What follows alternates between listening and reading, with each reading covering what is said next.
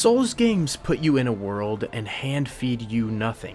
They give you virtually no information and expect you to beat your head against a wall until you figure out how to improve enough to defeat the boss confronting you. Elden Ring belongs to this style of game, and the first true boss encounter, Margit the Fell Omen, is punishing. Most players attempt to fight him early on, lose multiple times, and retreat before returning with slightly better gear. This process repeats throughout the game until you finally defeat the final boss. And in long-standing games built around bosses, this formula works. So what is the point of the Ender Dragon? Or better yet, the Wither? The lack of a narrative. What is the Ender Dragon really like? What makes it meaningful to the themes of Minecraft? Where did the dragon come from? And why must you defeat it to supposedly beat the game? The Ender Dragon was inserted at the last minute to manufacture an ending for a game that never truly ends. It was given to players so they'd have a goal and something to conquer in a world where you write your own narrative. The Wither, meanwhile, is a boss that was arbitrarily added as an additional optional encounter. The Wither tells no real story either.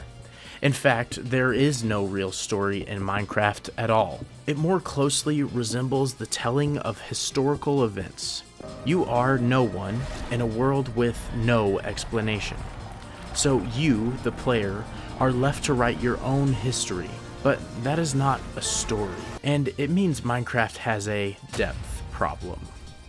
Minecraft has extremely limited natural depth. It's a game where the challenge rarely matches the reward. It's possible to have iron tools and armor within an hour, and full diamond gear within the next. The game only becomes difficult as one chooses to make it difficult. And even netherite is not much of an upgrade over diamond, making the difficulty gap not even worth it, especially after enchants. So within 2 hours of starting the game, you can already have the second best possible gear and beat the game.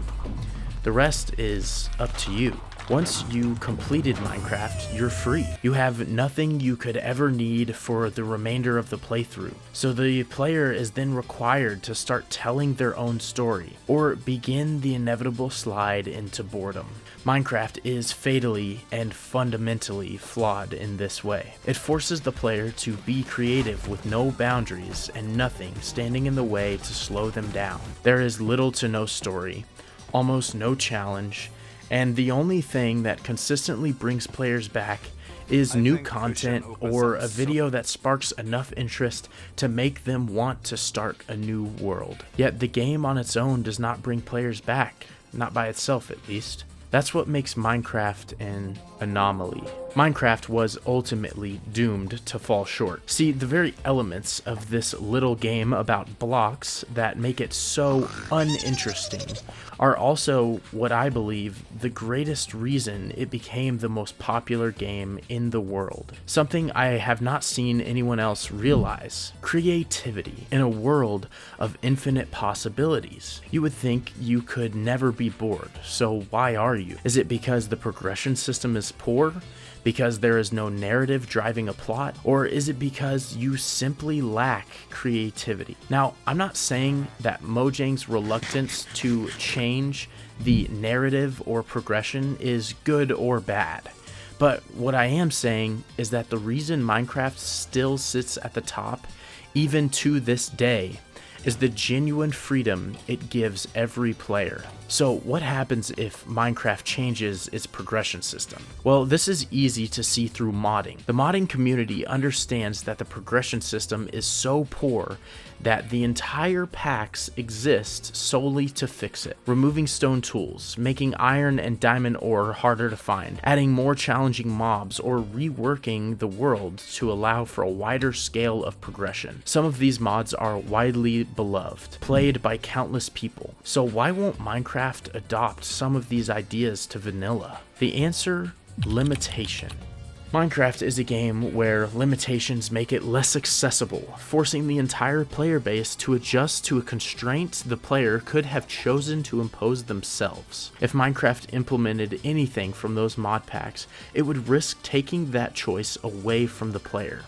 It would force the player into mechanics, mobs, or features that they may have never wanted in the first place. Minecraft is designed to be free, and by making its progression or story deeper, more challenging, or more interesting, you strip away the freedom that lets the player decide what story they want to tell, or how difficult they want the game to be. Minecraft allows the player to build their own story precisely through its lack of depth. By being able to create your own depth and your own story, Minecraft becomes perfectly flawed. It is a failure born of its own success. The reason you believe Minecraft is boring is that on the surface, it is. But in a game where your imagination is the only thing holding you back, is it really? Is Minecraft really boring? I remember waking up most Saturday mornings excited to play Minecraft as a kid. I remember building atrocious theme parks, roller coasters, and several explicit builds. These are core memories that have truly shaped who I am to this day, and I'm sure plenty of you feel the same, having had similar experiences growing up. So what changed? Did we lose our creative side? See, I don't think it's as simple as that. As we grow up, our perception of ourselves and our own creations begins to shift, and we become more critical. We overanalyze. We accumulate more knowledge.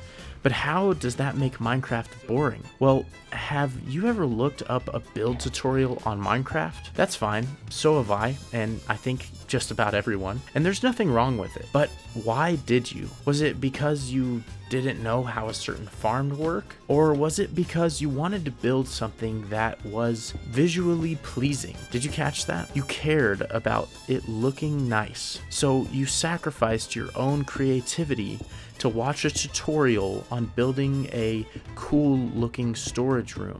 Eventually, you fill your world with nothing that is truly your own. The player becomes too focused on making something that looks good. We sacrifice the very thing that makes Minecraft special because we're afraid to fail at something that isn't even possible to fail at. Failure only exists in your mind. In Minecraft, you either like something or you don't, but the success is that the story you've built is truly yours, not whether or not the build was truly visually appealing. So why did I start this video with Elden Ring? Well, Elden Ring allows the player to interpret a narrative masterpiece without handing them all of the answers. It offers a creative freedom that elevates the game's lore and story into something so immersive, it makes you wonder whether your interpretation is even the correct one. Elden Ring balances that line between perspective and fact brilliantly. Minecraft blends this in a way that makes the game just as beautiful, because, as I mentioned earlier, nothing in Minecraft has a story. Nothing is truly connected by narrative. That leaves it to player to tell their own story by piecing together the fragments they've been given.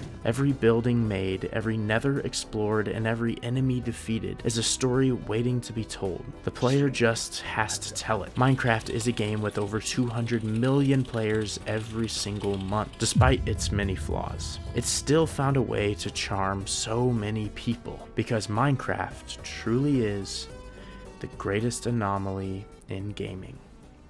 Thank you all so much. If you made it this far, please feel free to subscribe for more content and ring that bell so you know when I post.